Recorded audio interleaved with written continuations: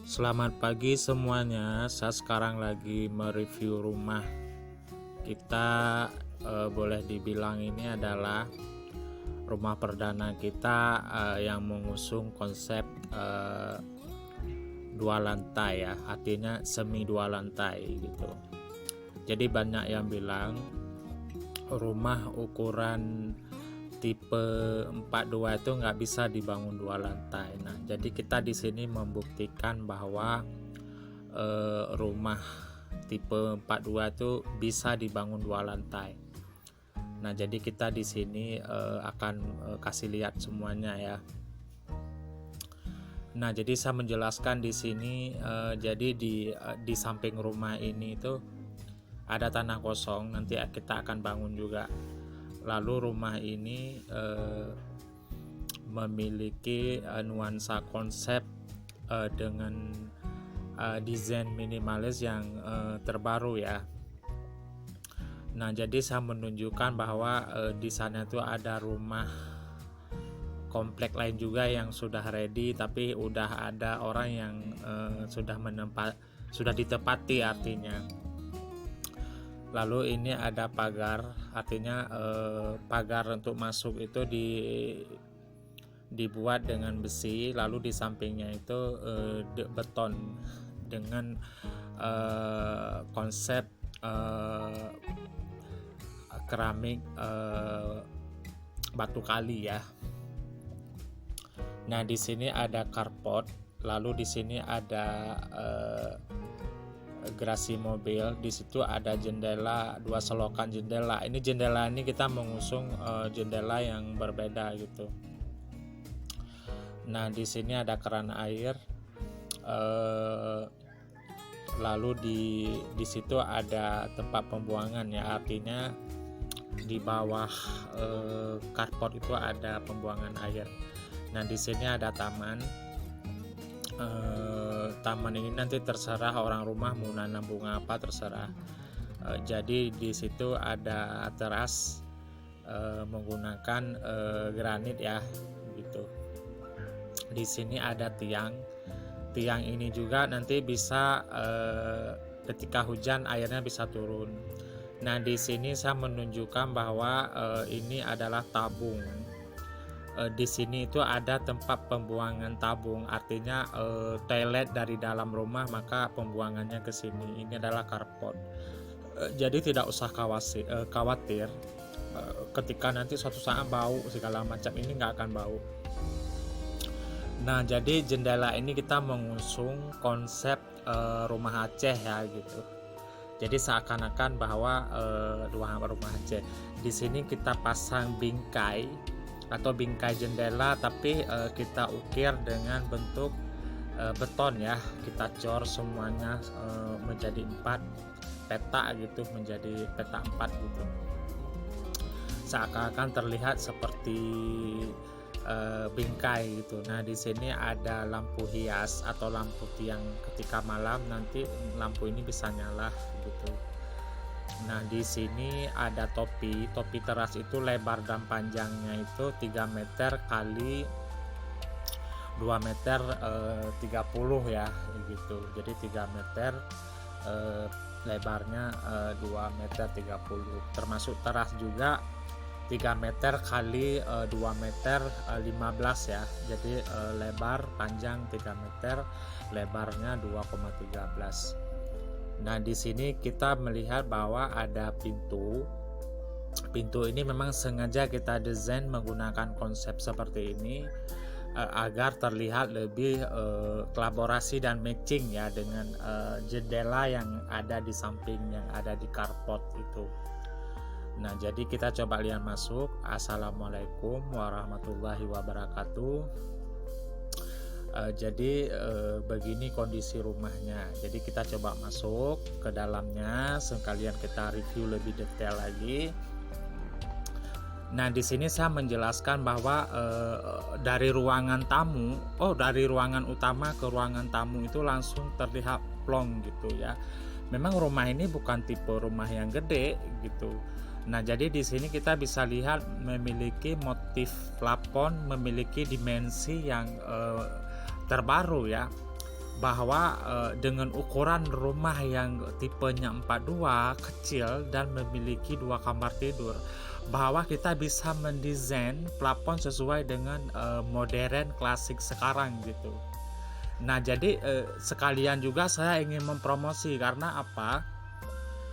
Kami juga selain membangun properti rumah, kita juga memiliki jasa pemasangan plafon rumah sesuai dengan motif dan gaya-gaya modern, gaya-gaya klasik modern sekarang.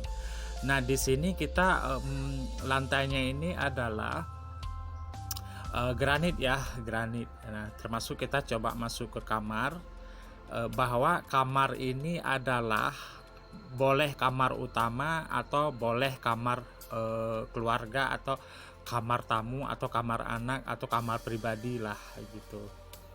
Nah jadi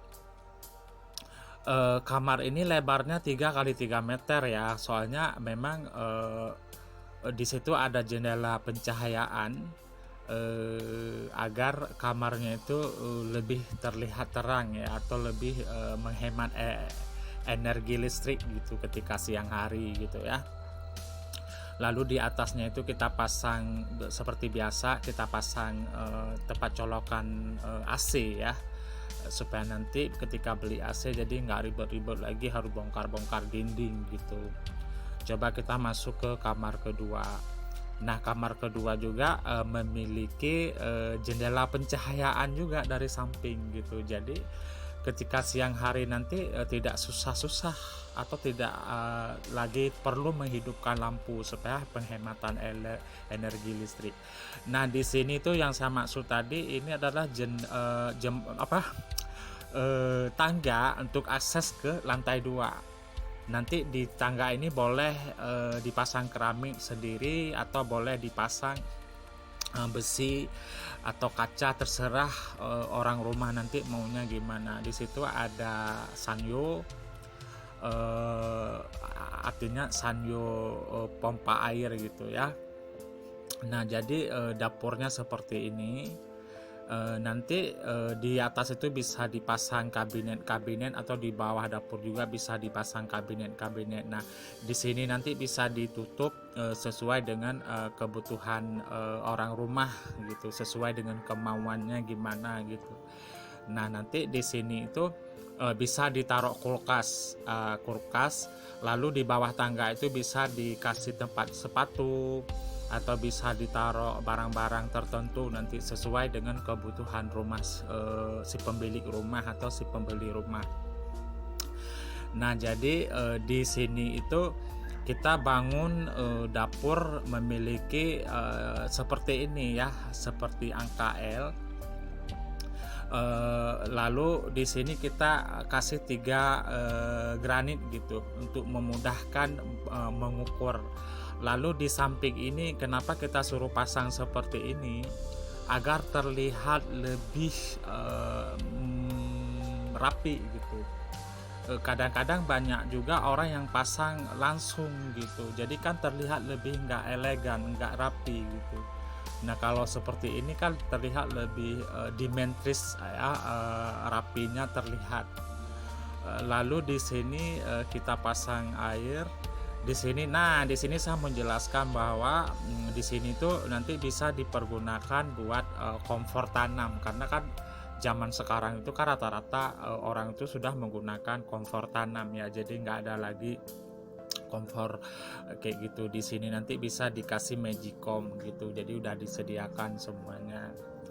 Nah jadi sahabat milenial yang memiliki keluarga baru atau baru menikah atau baru punya anak 1, lalu di sini nanti ini kamar mandi itu menggunakan toilet duduk ya.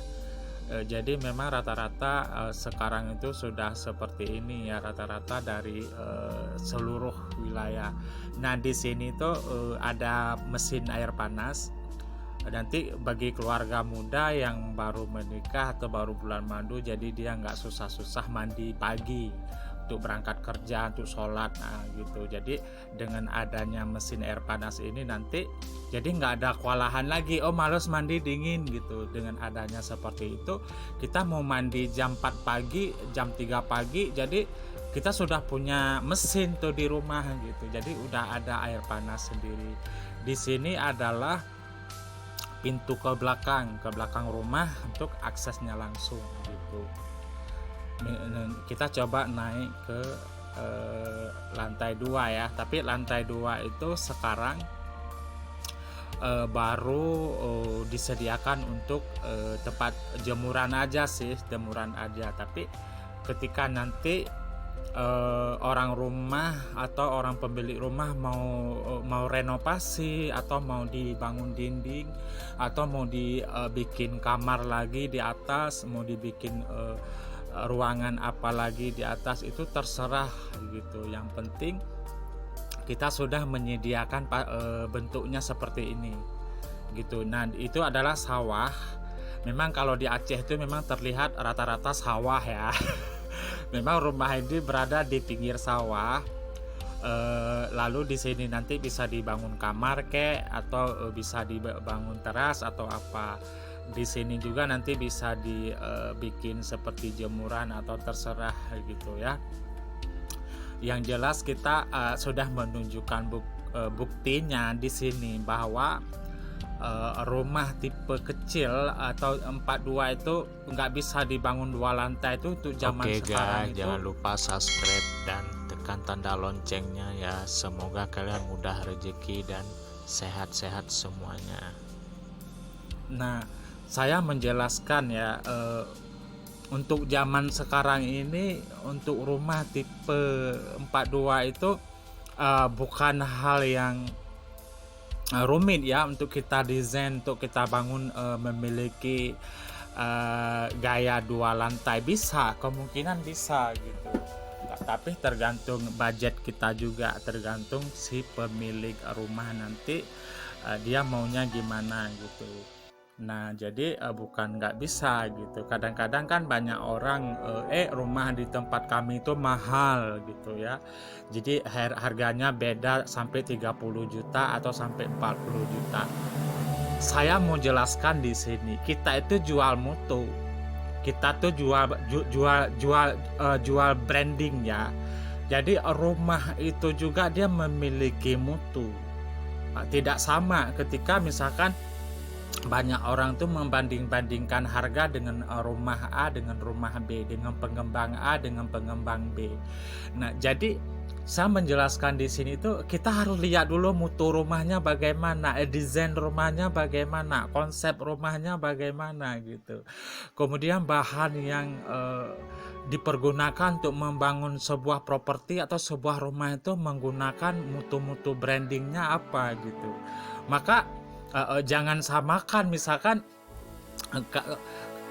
kalau kita pikir seperti itu gampang banget. Kita bangun rumah yang mewah seperti ini, yang memiliki konsep yang luar biasa seperti ini, kita jual rumah dengan harga rumah miring seperti orang lain yang nggak bisa. Kita harus ukur juga dong dengan modal kita yang kita ketika kita bangun rumah ini berapa gitu. Dengan gaya rumah kita berapa, ada segala macam lah, dari A B C D sampai Z. Kita harus memperhitungkan juga gitu. Jangan samakan, ini rumah tipe 42 harganya kami menawarkan 280 juta. 280 juta dengan bentuk rumah seperti ini. Jadi sesuai dengan harga yang kami tawarkan. Jadi ini adalah produk kami. Produk kami ketika kami jual ke konsumen atau ke pelanggan itu sesuai dengan mutu, sesuai dengan kapasitas rumah, sesuai dengan bentuk rumah, sesuai dengan bahan-bahan yang kita gunakan gitu ya. Jadi jangan disamakan dengan properti lain atau pengembang lain dengan kita tuh nggak boleh disamakan. Makanya masyarakat di Aceh itu sebenarnya itu harus belajar. Bukan berarti kita mengajari, tapi harus melihat langsung bahan-bahan yang digunakan itu, tingkat mutunya. Kadang-kadang banyak banget tuh rumah-rumah, kadang-kadang dia yang dibangun dengan gaya bentuk rumah apa namanya tuh, rumah-rumah bantuan desa gitu ya, atau rumah bantuan yang bagaimana itu mutunya nggak terjamin. Kalau kita di sini nih contohnya, misalkan kita pakai granit, itu granitnya harganya harga mahal. Itu satu kotak granit itu harganya 180.000.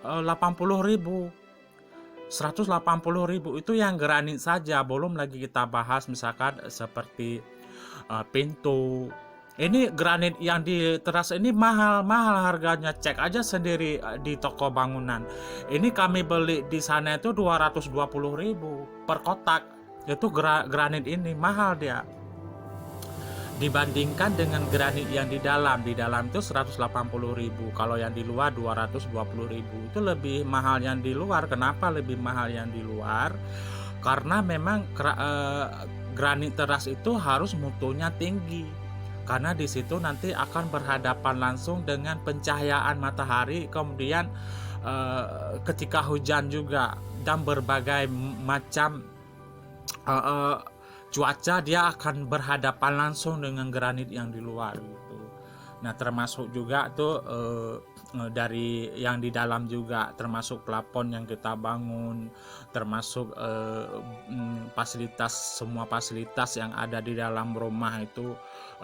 Misalkan seperti di kamar tidur, kita sediakan semua colokan listrik, maksudnya kita sediakan juga itu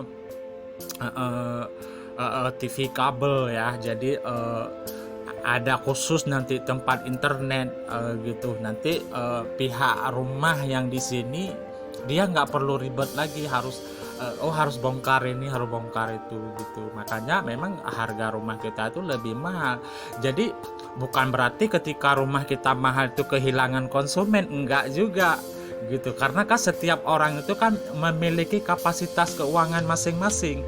Kadang-kadang kan setiap orang itu punya kemampuan segini, ya beli rumah recehan atau rumah KW gitu.